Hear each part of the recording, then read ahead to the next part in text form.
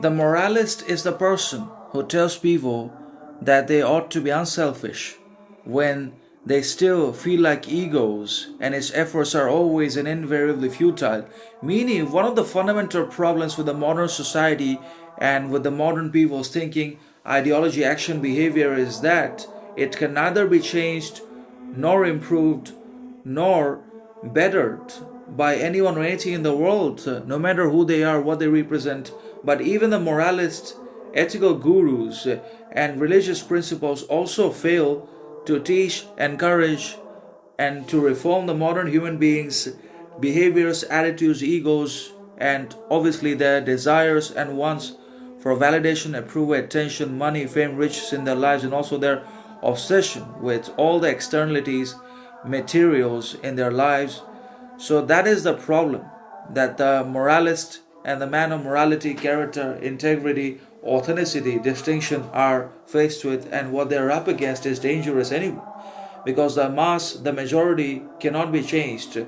They don't reform, they don't improve, they don't develop in their mind, perception, behavior, and action, but they persist in what they think, do, and achieve. They persist. They always dwell in the same kinds of destructive and selfish principles in one way or another. They can never become unselfish, but the moralist tells them to be unselfish, to live a life that is stern, strict for growth, progress, learning, apart or away from pleasure, entertainment, or any other hedonistic mediums. But obviously, the modern people cannot do those things because they have fallen into industrialism, obsession, material living, objective pleasure, which is now insurmountable and undefeatable anyways. But the thing is, the moralist himself also fails to teach the people to lead an unselfish, great, sacrificial life, at least for themselves as well as for the others also.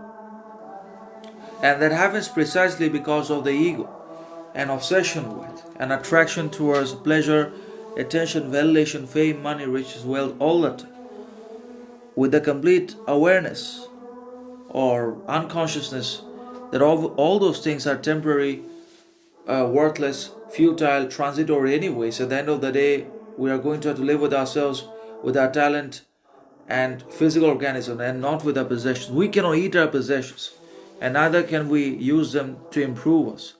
And we cannot take our possessions with ourselves after death. We're going to have to die. We'll be basically buried, and our possessions will be left behind. So there is no reason for us to be obsessed with possessions, riches, and feudalism.